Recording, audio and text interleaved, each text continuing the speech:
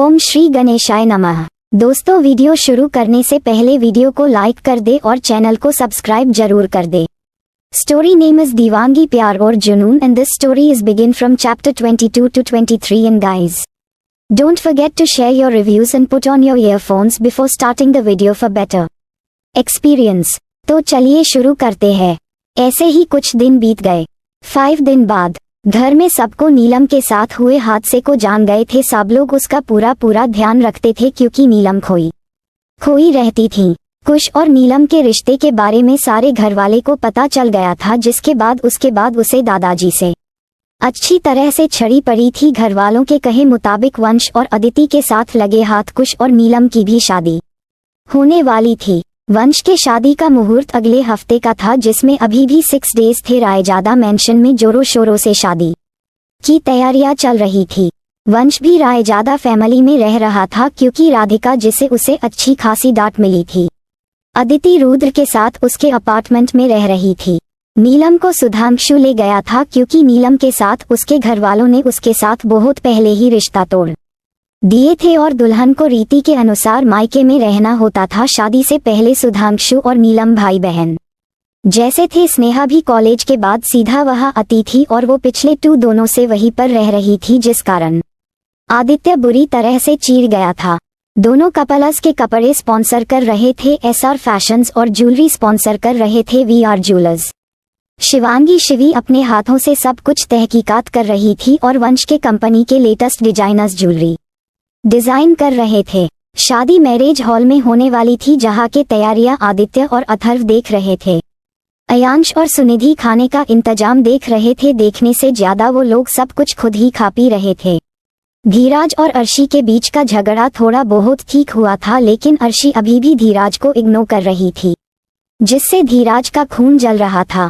सुधांशु, धीराज, रुद्र, ऋतिक और वीर security system और body guards को अच्छी तरह से फिक्स कर रहे थे, कहीं पिछली बार के तरह कुछ हो ना जाए।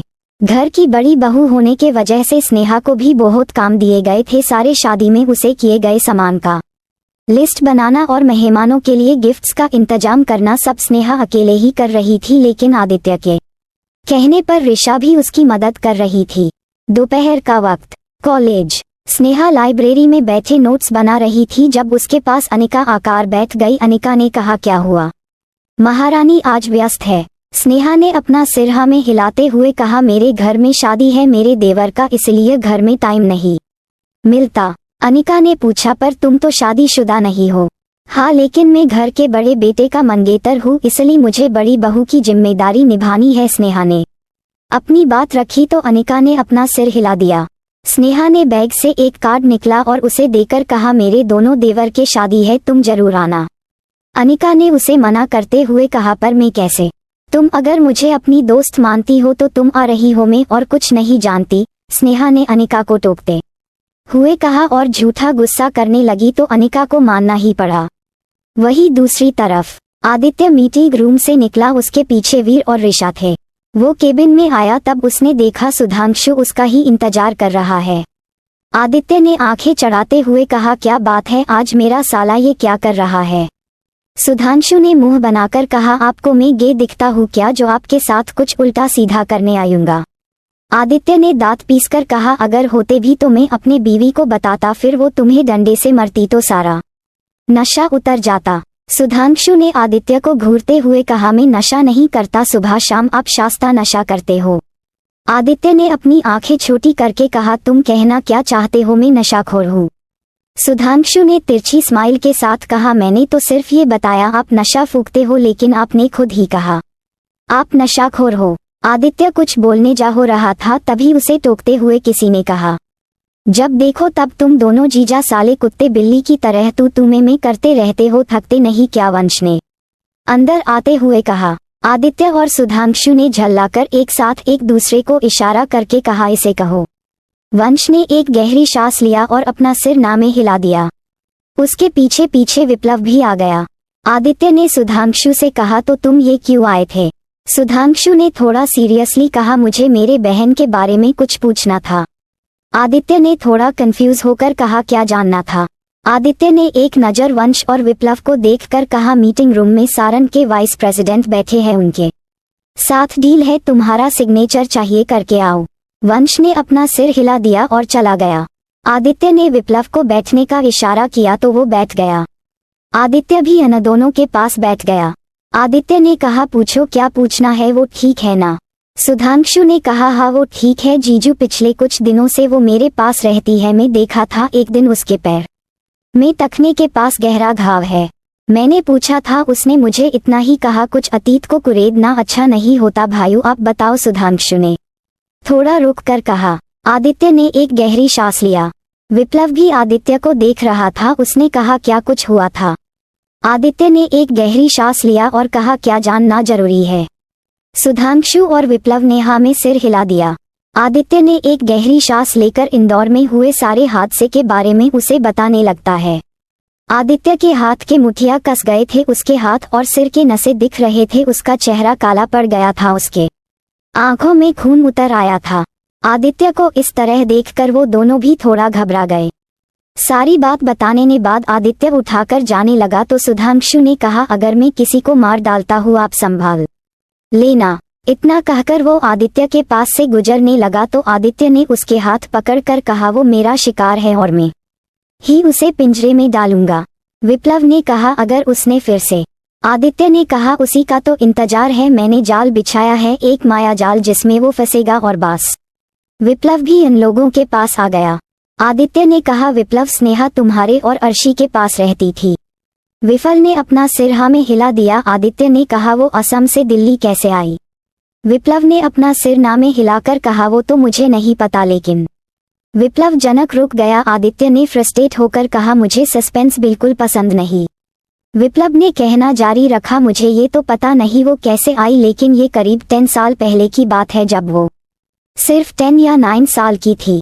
मैं तब कॉलेज स्टूडेंट था। बाबा के गुजारने के बाद से मैं सेविंग्स और पार्ट टाइम जॉब करता था। मैं उस वक्त कॉलेज में पढ़ता था और एक ज्वेलरी शॉप में डिजाइनर के तौर पर पार्ट टाइम जॉब करता था। मेरा ऑफिस नॉर्थ में था, एक छोटा मोटा ज्वेलरी शॉप, इसके कुछ दूर पर बस्ती था और पीछे जंगल। एक दिन शाम का वक्त में ऑफिस से निकल रहा था कि मेरी नज़र एक लड़की पर गई जो भागते हुए आ रही थी जंगल के ओर से। उसकी हालत बहुत खराब थी, उसके पैर में जूते नहीं थे जिस कारण उसके पैर से खून आ रहे थे। मैं उसके पास गया तो वो मेरे पीछे छिप गई और रोते हुए कहने लगी, प्लीज भाई मुझे बचा लीजिए, वो लोग मुझे बेच देंगे। उसकी सांस तेज हो गई थी, वो कभी भी बेहोश हो सकती थी। मैंने उसे दुकान के अंदर ले गया और छिपा दिया। तब मेरे एक कॉलीग के अलावा कोई नहीं था वहाँ। कुछ देर बाद 2 नकाबपोश लोग आए और हमें इसकी तस्वीर दिखाकर पूछा तो हमने कहा ऐसी लड़की बस्ती की तरफ भाग गई।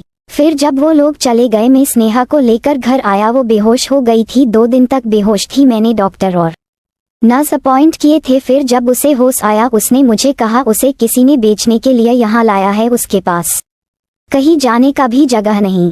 फिर मैंने और अर्शी ने उसे हमारे साथ रख लिया। बहुत छानबीन किया मैंने अपने एक दोस्त की मदद से। फिर मुझे उसकी जितनी भी इद मिली मैंने सब बर्बाद कर दिया और नई तरह से सब कुछ बनाया। इतना कहकर विप्लव ने अपने बालों पर हाथ फेरा। सुधांशु एकदम से दीवार से टिककर खड़ा हो गया और अपना हाथ अपने चेहरे पर रखकर एकदम से सिसक उठा। आदित्य ने उसके कंधे पर हाथ रखा और कहा, तुम्हारे ऐसे रोने से कुछ ठीक नहीं होगा। सुधांशु ने रूंधे आवाज में कहा, क्यों, हमारे साथ ही ऐसा होता है। आदित्य ने गहरी सांस लेकर कहा, चलो मैं उससे बात करूंगा, फिर हम सब चुन चुन कर बदला लेंगे। विफल ने अपना सिर हाँ में हिला दिया। शाम का वक्त, स्नेहा सुधांशु के यहाँ आई थी। नीलम और वो एक साथ लंच कर रहे थे और बातें कर रहे थे। तभी स्नेहा का फोन बजा। स्नेहा ने देखा आदित्य उसे कॉल कर रहा है। उसने कॉल पिकअप किया तो दूसरी तरफ से आदित्य ने कहा, बीवी, क्या तुम्हें अच्छा लगेगा अगर वंश के शादी में तुम्हारे पति के इस सुंदर चेहरे पर दाग शकल दिखे? स्नेहा ने कंफ्यूज होकर कहा, आपका तबीयत ठीक है ना? आदित्य ने थोड़ा नाराज होकर कहा, नहीं डॉक्टर साहिबा, मुझे रात को अकेले नींद नहीं आता अपने पत्नी को बाहों में भरे बगैर। आदित्य के बात पर स्नेहा शर्मा गई। उसने कहा, तो साहब आप वही करे जिसे आपको नींद आए। आदित्य ने कहा, मेरी पत्नी घर नहीं है, मुझे उसके पास जाना है, मुझे उसे बाहों में भरना है, उसके खुशबू में को जाना है, उसके होठों को पीना है, and all I want to fuck her heart. Aditya के बात पर स्नेहा के गाल बुरी तरह से लाल हो गए। स्नेहा ने कहा, ठरकी आदमी, तो आदित्य मुस्कुराने लगा। नीलम ने स्नेहा को लाल चेहरे को देखकर कहा, क्या आदि भाई ने कोई रोमांटिक बात किया है क्या? स्नेहा ने अपना सिर ना में हिला दिया तो नीलम ने उसका चेहरा छूते हुए कहा, तुम ब्लश कर रही हो। स्नेहा ने अपने गाल थपथपा कर कहा, कुछ नहीं दी। तभी दूसरी तरफ से आदित्य की आवाज आई, एक एड्रेस सेंड करूंगा, ड्रेस भी भेजूंगा, आ जाना नीरज तुम्हें पिक अप कर लेगा। स्नेहा ने ना समझी में कहा, आप कहाँ ले जाओगे मुझे? आदित्य ने अपनी आंखें रोल करके कहा, मेरे पास बहुत सारे शेर है पिंजरे में कैद, सोच रहा हूँ तुम्हें देकर उन लोगों को आज का डिनर करवाऊं। स्नेहा ने छोटा सा मुंह बनाकर कहा, पर मैं तो इत्तू सा हूं ना, वो लोग भूखे मर जाएंगे। आदित्य ने उसकी बात पर अपना सिर पीट लिया। आदित्य ने कहा, 8 बाजे रेडी हो जाना। स्नेहा ने ओके कहकर कॉल काट कर दिया। नीलम ने कहा, क्या हुआ तुम्हें? स्नेहा ने कहा, आदित्य ने कहा कहीं पर जाना है। नीलम ने अपना सिर हाँ में हिला दिया। वही दूसरी तरफ अर्शी एक 5 स्टार होटल में आई थी। उसने हॉट पिंक कलर के साड़ी के साथ मैचिंग ज्वेलरी पहनी थी। वो होटल में आई और रिसेप्शनिस्ट से कुछ बातें करने लगी तो रिसेप्शनिस्ट ने होटल स्टाफ को बुलाया और उसे बैकयार्ड के तरफ इशारा कर दिया। एक वहां पर गई पर वहां कोई नहीं था। वो कुछ सोच समझ पति उससे पहले ही लाइट चली गई और अंधेरा हो गया तो वो घबरा गई। चंद सेकंड्स में ही लाइट चली आई और चारों तरफ गोल्डन फेरी लाइट्स जलने लगी और बहुत सारे लाल हॉट शेप्ड गुब्बारे एक साथ आसमान में उड़ गए अर्शी के चारों तरफ से और एक रोमांटिक म्यूजिक चलने लगा।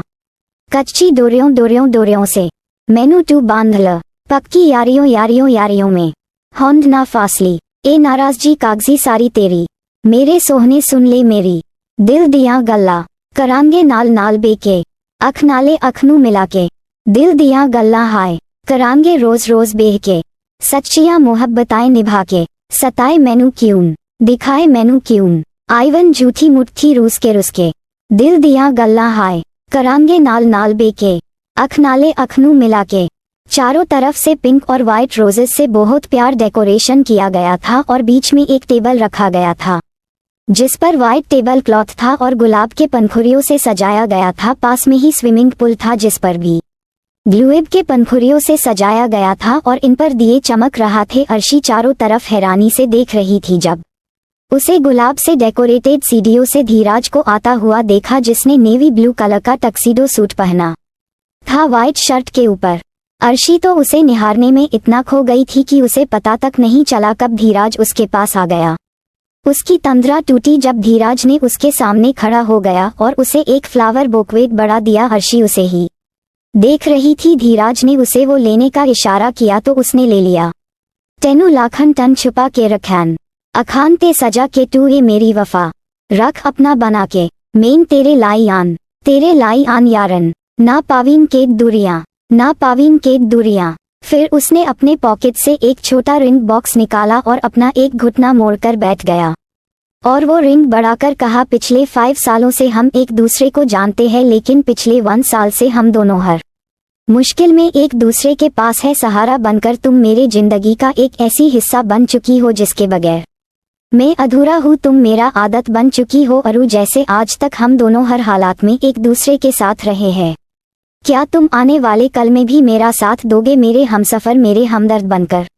मेन जीना हाँ तेरा, मेन जीना हाँ तेरा, तू जीना है मेरा, दास लेना की नखरा दिखा के, दिल दिया गल्ला करांगे नाल नाल बेके, अख नाले अखनू मिला के, दिल दिया गल्ला। अर्शी की आंखों में नमी तैर गई थी। उसने अपना सिर हाँ में हिलाया और वो भी घुटनों के बाल बैठ गई और अपना हाथ आगे बढ़ा दिए। धीराज का तो खुशी का कोई ठिकाना ही नहीं रहा। उसने जल्दी से उसे रिंग पहनाया और उसके सिर को चूम लिया और उसे अपने बाहों में भर लिया और धीरे से बुदबुदाया, thank you RUTH, thank you. इतना कहते कहते धीराज की आवाज रूंध गई और उसके आंखों से एक कतरा आंसू लुढ़क गया। अर्शी ने भी उसे गले लगा लिया। राटन कालियन कालियन कालियन ने मेरे दिल सांवले, मेयर हानियन हानियन हानियन ज लैग टू ना गेल, मेरा आसमान मौसमान दी ना सुने, कोई ख्वाब ना पूरा ब्यून, दिल दिया गल्ला करंगे नाल नाल बेके, अख नाले अखनू मिला के, पता है मैनू क्यून छुपा के देखे तू, मेरे नाम से नाम मिला के, दिल दिया गल्ला करंगे नाल नाल बेके, अख नाले अखनू मिला के, दिल दिया गल्ला, दिल दिया गल्ला। शाम के 7 बज रहे थे। स्नेहा अपने कमरे में रेडी हो रही थी। उसने अभी अभी बाथ लिया था जिस कारण उसका बदन हल्का गुलाबी दिख रहा था। वो ड्रेसिंग टेबल के सामने बैठकर अपने बाल सुखा रही थी। उसने एक नज़र बेड पर देखा जहां पर एक रेड सटीन साड़ी रखा था और उसके साथ एक white sequence sweetheart neck blouse था फॉयल मिरर वर्क के साथ, और उसके डोरिया 3 डोरिया थे। डोरी के साथ 2 पल के डोरिया भी थे जो उस ब्लाउज को और अट्रैक्टिव बना रहे थे। थोड़ी देर बाद उसने साड़ी पहनी लिया था जो उस पर बहुत अच्छे से फिट आ गया था। ये देखकर वो थोड़ा हैरान थी। उसने चेहरे पर बहुत हल्का मेकअप किया, आंखों में काजल लगाया, कानों में एलिगेंट डायमंड स्टड्स, हाथ में उसने अपने खुद के खरीदे अपना favourite Titan women's Raga moonlight white dial brass analogue watch घड़ी पहना था। दूसरे हाथ में आदित्य का गिफ्ट किया डायमंड ब्रेसलेट पहना था। उसने अपने बालों को जोड़े में बंधा और बालों के जोड़े को पूरा जूही के फूल से ढक दिया। उसने अपना मंगलसूत्र पहना जो उसके चेस्ट और कॉलरबोन के बीच तक आ रहे थे। उसने एक कला बिंदी लगाया और होठों पर डार्क रेड लिपस्टिक अप्लाई किया। आज वो कताई जहर लग रही थी। उसने एक एलिगेंट पर्ल ब्लैक हील पहने जिसके कुछ स्ट्रैप वाइट पर्ल के थे। फ्लावर इकबाना बाय केंजो द पाफाम, ये एक परफ्यूम है, लगाया। फिर उसने अपने कुछ तस्वीर खींचे। तभी उसे बाहर से नीलम की आवाज आई जो उसे बुला रही थी। वो बाहर आई तो देखा निराज आ गया है। वो नीलम को बाय कहकर चली गई क्योंकि सुधांशु अभी तक घर नहीं आया था। करीब 1 घंटे के ड्राइविंग का बाद उनके कार आकर जंगल के रास्ते से गुजरने लगी। वो रास्ता कच्चे रास्ते से गुजर रहे थे। चारों ओर अंधेरा और सन्नाटा था। उस सन्नाटे को चीरते हुए उनके कार आगे बढ़ रही थी। स्नेहा को थोड़ा डर लगने लगा। उसने नीरज से कहा, नीरज भाई हम कहाँ जा रहे हैं? नीरज ने उसे रिलैक्स करवाते हुए कहा, माम बस थोड़ी देरी है फिर हम पहुंच जाएंगे। स्नेहा को घबराहट हो तो रही थी पर फिर भी उसने अपना सिर हाँ में हिला दिया। थोड़ी देर बाद उन लोगों को कार रुक गई। नीरज ने अपने साइड से उतरा और स्नेहा के साइड का दरवाजा खोलकर उसे उतरने का इशारा किया तो स्नेहा डरते डरते उतरी। नीरज ने उसे आगे चलने का इशारा। स्नेहा ने धीरे धीरे अपने कदम आगे बढ़ा दिया और आदित्य को कॉल करने लगा पर उसने कॉल अटेंड नहीं किया। थोड़ी देर चलने के बाद स्नेहा को एहसास हुआ उसके पीछे नीरज नहीं है। अब स्नेहा का दिल जोरों से धड़क रहा था। उसने जोर से चीखा, आदि क्या आप यहाँ हो? Is somebody here? आदि, वो चिल्ला रही थी लेकिन यहाँ कोई नहीं आया। किसी ने उसका जवाब भी नहीं दिया, बस जंगल का सन्नाटा। उसने अपने फोन का फ्लैशलाइट ऑन किया और आगे बढ़ने लगी और आदित्य को आवाज देने लगी पर उसे जवाब में उसकी आवाज ही सुनाई दिया। थोड़ी देर बाद उसे झरने की आवाज आने लगी और उसे ऐसा लगा वो जंगल से थोड़ा दूर खाली जगह पर आ गई है। उसने फिर से कहा, आदि अगर आप यहाँ हो तो प्लीज आ जाओ, मुझे अच्छा नहीं लग रहा। अगर ये कोई प्रैंक हुआ ना, आई स्वेयर मैं आपको पीटूंगी। आखिर में उसकी आवाज टूट गई क्योंकि उसे बहुत डर लग रहा था। उसने एक कदम बढ़ाया तो उसका पैर एक तार पर लगा और उसके साथ ही चारों तरफ हल्का रोशनी हो गई। उसने देखा वो जंगल से बाहर एक खाली जगह पर आ गई है। पास में ही एक झरना है जो एक हल्के ऊंचे पहाड़ से नीचे गिर रहा था और एक छोटा नदी बह रहा था। उस जगह पर चारों तरफ येलो फेरी लाइट से डेकोरेटेड थे। थोड़ी दूर पर लकड़ी का एक छोटा 1 मंजिला घर था जो बेहद खूबसूरत था। उस घर के चाँद पर और उस घर के चारों और तरह तरह के फूल के पेड़ थे। उस घर तक जाने के लिए एक छोटा पथरीला रास्ता था जिसके आसपास बहुत सारे फूल से डेकोरेट किए गए थे और दोनों तरफ छोटे छोटे लैंप जल रहे थे। वो घर झरने के थोड़े करीब था। रात के चांदनी में वो जगह और जंगल के बीच झरना बहुत खूबसूरत लग रहा था। स्नेहा अभी भी हैरानी से उस जगह को देख रही थी कि अचानक किसी ने पीछे से उसे बाहों में भरकर उसके कान में धीरे से कहा, बीवी सरप्राइज कैसा लगा? और उसके कान में हल्के से किस कर लिया। स्नेहा थोड़ा चौंक गई पर अगले ही पल उसे एहसास हुआ ये आदित्य है। उसने अपना सिर हाँ में हिलाकर आंखों में चमक लिए कहा, बहुत खूबसूरत। आदित्य उससे अलग हुआ और उसके सामने हाथ बढ़ा दिया तो स्नेहा ने भी अपना एक हाथ उसके हाथ में दे दिया। आदित्य ने उसे मजबूती से थाम लिया और अपने कदम आगे बढ़ा दिया। आदित्य उसे घर के पास ले आया। वो घर बेहद प्यारा था जिसमें बड़े कांच के खिड़की थे और उसके पास बहुत सारे फूल के गमले थे। आदित्य उसे पकड़ कर उस घर के एक साइड ले आया जहां पर वुडन फ्लोर था। उस पर एक छोटा टेबल था जिस पर सफेद चादर था और 2 कुर्सियां थी। टेबल पर खाना रखा था। आसपास चारों ओर ट्यूलिप के फूल रखे थे। उस जगह पर एक पेड़ था जिस पर छोटे छोटे येलो डिम लाइट्स झूल रहे थे और टेबल के आसपास भी कुछ लैम्प्स थे। वो जगह सपनों से भी सुंदर था। आदित्य ने उसे टेबल के पास लाया और एक चेयर पर बैठाया और खुद भी दूसरी चेयर पर बैठ गया। आदित्य ने उसे खाना सर्व किया और खाने का इशारा किया। खाने को देखकर उसके आंखें चमक गई। उसने एक निवाला मुंह में रखा तो सुकून से उसके आंखें बंद हो गई। स्नेहा ने पूछा, ये आपने बनाया? आदित्य ने अपना सिर हाँ में हिला दिया। स्नेहा ने आदित्य के रखे सूखे जवाब पर मुंह बना लिया। आदित्य ने उसे देख देख कर मुस्कुरा दिया। कुछ देर बाद उन दोनों ने ही अपना खाना खत्म कर लिया था और उस वुडन फ्लोर के साइड पर बैठ गई और उस जगह को निहारने लगी जहां स्नेहा उस जगह को देख रही थी। वही आदित्य बिना पलके अपनी गहरे नीले आंखों से स्नेहा को ही देख रहा था। स्नेहा आज किसी स्वर्ग से उतरी हुई अप्सरा जैसी दिख रही थी। उसका फिगर उस साड़ी में उभर कर दिख रहा था। थोड़ी देर बाद आदित्य उसके पीछे खड़ा हो गया। स्नेहा ने कहा, आदि ये जगह कितनी सुंदर है, बिल्कुल सपने जैसा। उसके होठों पर एक प्यारी सी मुस्कान थी। आदित्य भी उसके पास बैठ गया और उसके कमर पर अपने बहे लपेट कर कहा, पता है बीवी, ये मेरा फेवरेट जगह है। इसके बारे में सिर्फ मुझे और निराज को पता था। मुझे जब भी अकेला लगता था मैं यहाँ आता हूँ, किसी को नहीं पता था इस जगह के बारे में हम दोनों के अलावा। लेकिन आज से तुम भी इस जगह को जानती हो। तुम्हारा जब भी मन करे यहाँ आ जाना। स्नेहा ने मुस्कुराया और आदित्य के सीने पर अपना सिर रख दिया। आदित्य ने अपना पकड़ उसके कमर पर मजबूत कर दिया। दोनों के दिल जोरों से धड़क रहे थे। स्नेहा आदित्य की धड़कनों को सुन पा रही थी और आदित्य को भी स्नेहा के धड़कने महसूस हो रहे थे।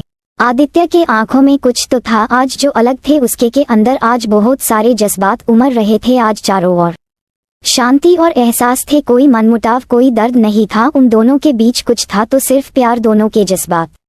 पता है बीवी, मैंने सोचा था जब मैं किसी से सच्चे दिल से प्यार करूंगा, उसे चाहूंगा, तब उसे बताने से पहले मैं उसे मेरे साथ ये लाऊंगा। और आज मैंने पहली बार किसी को यहाँ लाया है। आदित्य ने स्नेहा के सिर को चूम कर कहा। स्नेहा की आंखें फैल गई और उससे अलग हो गई, लेकिन आदित्य ने उसे अपने बाहों के घेरे से बाहर जाने नहीं दिया। स्नेहा को तो मानो अपने कानों पर यकीन ही नहीं हो रहे थे। आदित्य उसे गहरी नजर से देख रहा था। उसने अपने कोट के पॉकेट से एक छोटा रेड बॉक्स निकाला और एक रिंग निकलकर उसके सामने बढ़ा कर कहा, मुझे पता है बीवी, मैंने तुम्हारे साथ बहुत गलत किया है। शायद तुम मुझे कभी माफ कर भी ना पाओ, लेकिन आज मैं तुमसे माफी नहीं मांगूंगा क्योंकि मैं तुम्हारी माफी के लायक भी नहीं हूँ। लेकिन तुमसे जुड़ने के बाद हर बीतते पल के साथ तुम मेरा आदत बन चुकी हो। मैं पहले तुमसे नफरत करता था, लेकिन तुम धीरे धीरे मेरे धड़कनों में बस गई, मेरे दिल के सुकून बन गई तुम। मैंने पहले कभी भगवान से कुछ नहीं मांगा, लेकिन उस रात सिर्फ तुम्हें चाहा था बीवी। वो रात मेरे जिंदगी का सबसे काली रातों में एक था। तुम्हारे पास होने से मुझे चैन आता है। मेरी हर सुबह तुम्हारी बाहों में हो, हर रात तुम मेरे बाहों में हो। मेरे हर सफर में मेरा हमदर्द बनो तुम। इस बिखरे असर को तुमने समेटा। दुनिया ने जिस आदित्य को जीना भुला दिया था, उसे तुमने फिर से जीना सिखाया। तुम्हारे बिना अब जीना एक पल भी गवारा नहीं।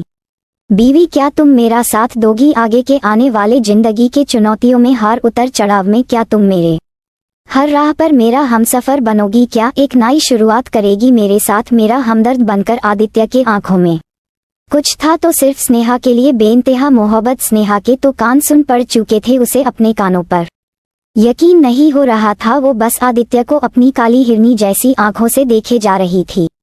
स्नेहा ने नाम आंखों से एक बार आदित्य के हाथ को देखा तो एक बार आदित्य के आंखों में देखा, जिसमें कई सारे अनकहे जज्बात का पहरा था। वो अपने आस भरे आंखों से स्नेहा को देख रहा था।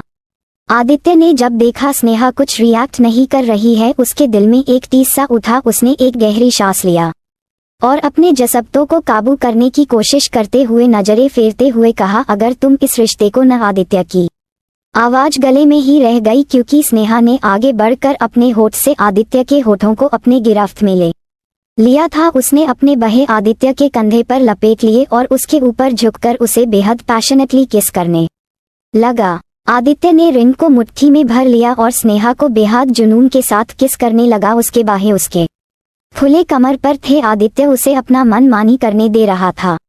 आदित्य का तो खुशी का ठिकाना नहीं था आज, क्योंकि वक्त के साथ उसे स्नेहा से लगाव ही नहीं प्यार भी हो गया था। उसे आज पागलों जैसे नाचने का, गाने का मन कर रहा था। उसका दिल कर रहा था वो चीख चीख कर पूरे दुनिया को बताए आज उसका स्नेहा उसका हो गई।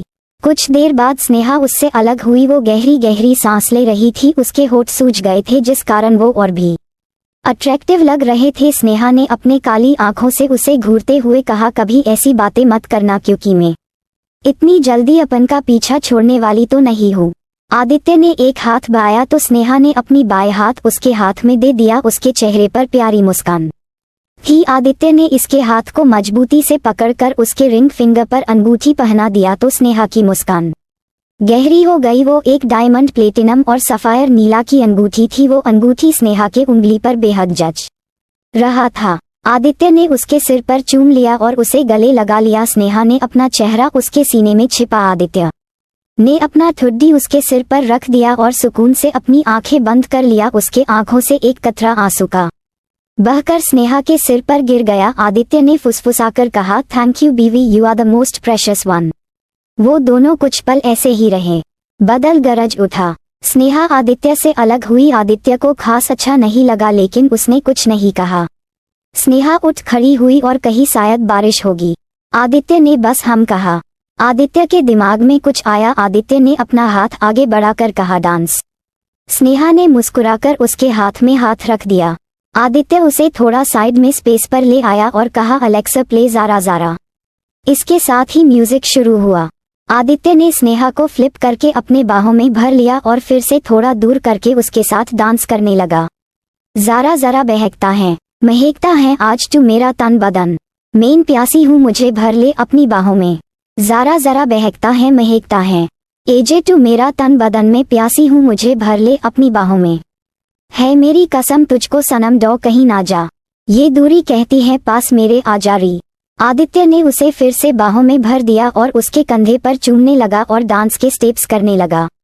तड़पाए मुझे तेरी सभी बातें, एक बार ए दीवानी झूठा ही सही प्यार तू कर, मैं भूली नहीं हसीन मुलाकातें, बेचैन करके मुझको मुझसे यूं ना फेर नजर, रूठेगा ना मुझसे मेरे साथियां यह वादा कर, तेरे बिना मुश्किल है जीना मेरा मेरे दिल में। ज़ारा ज़रा बहकता है, महकता है आज तू मेरा तन बदन, मैं प्यासी हूँ मुझे भर ले अपनी बाहों में। है मेरी कसम तुझको सनम डो कहीं ना जा, ये दूरी कहती है पास मेरे। आदित्य ने उसे गोल घुमाया और फिर से अपनी बाहों में भरकर डांस करने लगा। तभी बादल फिर से गरज उठे और धीरे धीरे बारिश शुरू हो गई। उसने उसे बट से पकड़कर ऊपर कर लिया और गोल घुमाने लगा। बारिश जोरों से हो रही थी और दोनों के बदन को भिगो रही थी। आदित्य अपना चेहरा ऊपर करके स्नेहा को ही देख रहा था जो अपने बहे फैलाए आंख बंद करके बारिश को महसूस कर रही थी। उसके बदन से गिरता पानी आदित्य के चेहरे पर गिर रहा था। यूं ही बरस बरस काली घटा बरसे, हम यार भीग जाए इस चाहत की बारिश में, मेरी खुली खुली लातों को सुलझाए तू अपनी उंगलियों से, मैं तू हूँ इसी ख्वाहिश में। दोनों ने डांस खत्म किया। आज स्नेहा बहुत खुश थी क्योंकि आज उसे उसका प्यार मिल गया। ये उसके जिंदगी में पहली बार था जब आदित्य और वो एक साथ बारिश में भीग रहे थे। दोनों के बीच कुछ था तो सिर्फ प्यार।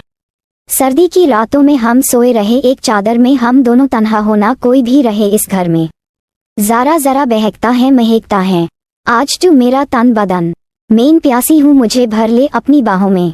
है मेरी कसम तुझको सनम डो कहीं ना जा, ये दूरी कहती है पास मेरे आ जा री, आ जा री, आ जा री, आ जा री, आ जा री। इसके साथ ही गाना खत्म हुआ। आदित्य ने स्नेहा को अपने आप से सटा लिया और उसके होठों पर बेहद जुनून के साथ चूमने लगा। स्नेहा भी उसे किस करने की कोशिश करने लगी लेकिन आदित्य आज कुछ ज्यादा ही अग्रेसिव था। आदित्य ने उसे बट्स के सहारे थोड़ा ऊपर किया तो उसने अपने पैर उसके कमर पर लपेट लिया। वो उसे कमरे में ले आया क्योंकि वो दोनों पूरी तरह से भीग गए थे। आदित्य ने उसे दीवार से सटा दिया और किस करने लगा। स्नेहा को अब सांस लेने में दिक्कत हो रही थी। वो झटपटाने लगी लेकिन आदित्य ने उसे नहीं छोड़ा। उसके झटपटने से उसके पास के कैबिनेट में रखे शोपीस गिरने लगे, फिर भी आदित्य ने उसे नहीं छोड़ा।